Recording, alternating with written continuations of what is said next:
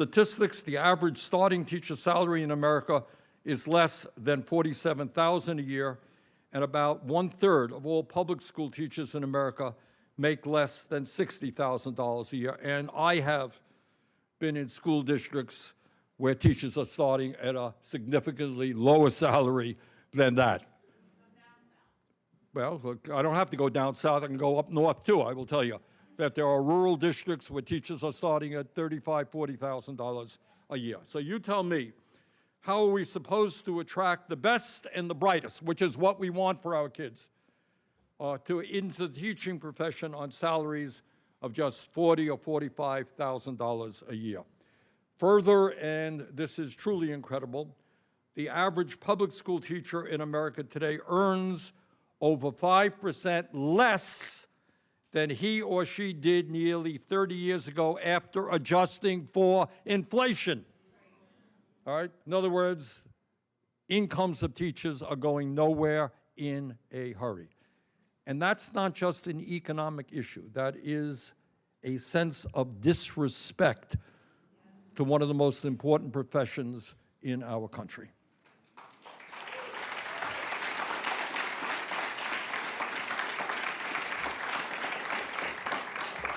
So maybe we should get our priorities right, and instead of giving tax breaks to billionaires and spending over $1 trillion on the military, maybe we make sure that every teacher in America is adequately paid.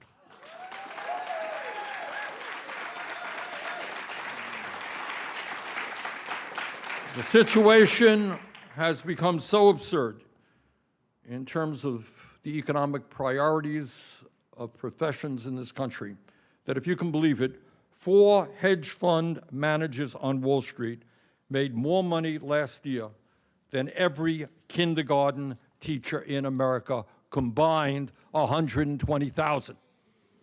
Well, you know, I kind of think that teaching children, nourishing children intellectually and emotionally at the most important and pivotal moments in their lives might be more important than some hedge fund manager making billions of dollars.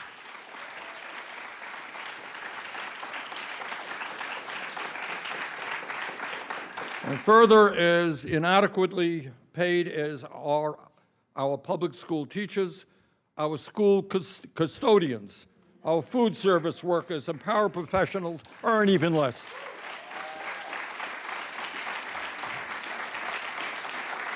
So these are the folks, as you all know, who keep the school going, keep it clean, take care of the basic needs, do the repairs, feed the kids. Nearly 35% of paraprofessionals and school staff earn less than $25,000 a year. That is not the way you treat people who are maintaining schools. So if we're going to attract the best and the brightest into teaching, if we're going to encourage teachers to teach in underserved areas, if we're going to improve teacher retention and morale, and if we're going to improve student academic outcomes, then in my view, we need to pay teachers in America decent wages and decent benefits.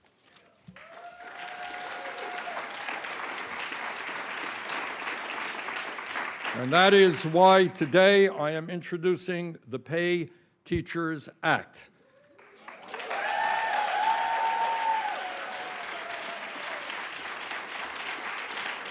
And this legislation would make sure that no teacher in America is paid less than $60,000 a year.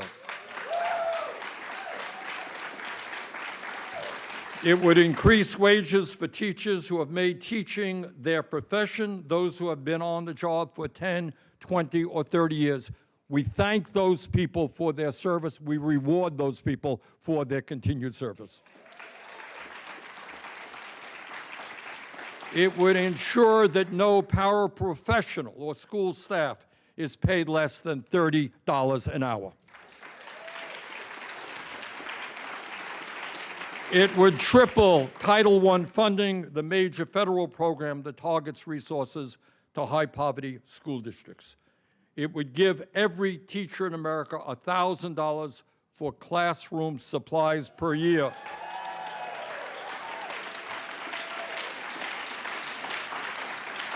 I cannot tell you, and I know that I don't have to tell you, not you, how many teachers in America, struggling economically themselves, take money out of their own pockets to take care of the basic needs of their classroom or their kids. Okay, so we thank you for your generosity and for your compassion. You should not have to do that in the richest country on earth.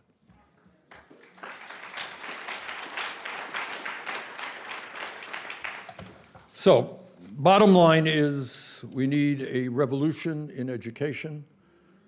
Most importantly, as a nation, we need to understand that if we are going to be a great country, if we're going to compete economically in the global economy, we need the best educated workforce in the world.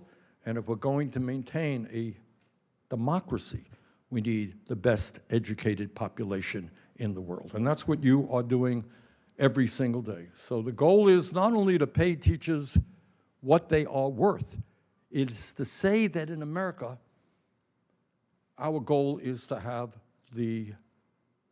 is to prize education, is to appreciate education, and to certainly thank all of those people who educate our kids. So thank you all very much.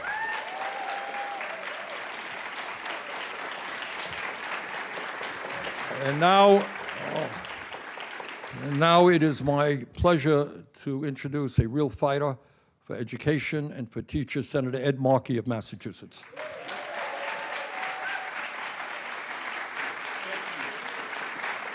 Thank you. Let's hear it for Bernie, huh? There every day, all day.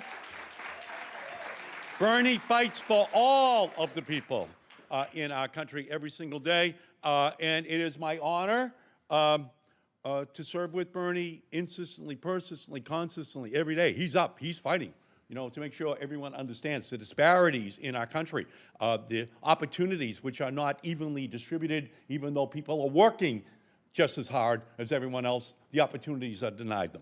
And we know that children are 20% of our population, but they're 100% of our future. And what's the key? The key is the teachers. The key are the parents. The key are the kids themselves. Are we going to invest in them? Are we going to give them the resources they need in order to be successful? And that's why it's great for me to be here and partnering with Bernie on these issues. And I'm honored to be here with Randi Weingarten, the president of the AFT.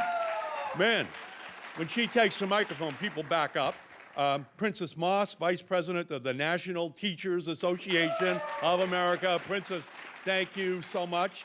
And educators Billy Heelan and Carol Garonskis and Corey O'Hare, thank you all for what you are doing and representing kind of the best of our nation.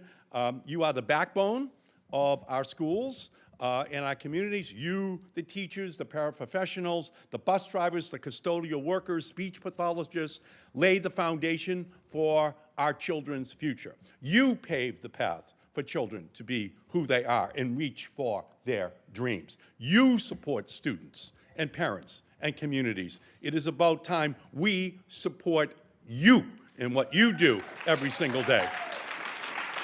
But right now, too many educators and school workers are underpaid, undervalued, and overworked. You are asked to do too much with too little every single day of the school year. And I've heard from cafeteria workers who rely on SNAP to access healthy food, technology support staff who can't afford Wi-Fi at home, paraeducators who can't afford to send their child to college. And that is unacceptable in 2025 in the United States of America, the richest country in the history of the world. It is unacceptable that 1 out of every 5 paraprofessionals are visiting food pantries. It is unacceptable that educators have to choose between affording a prescription or paying their rent. Educators deserve a livable and a competitive wage, and that's why I'm proud to join with Senator Sanders as a co-sponsor of his Pay Teachers Act, again this Congress. And while I am proud to be introducing my Pay Paraprofessionals and Education Support Staff Act, which we also have to put into law.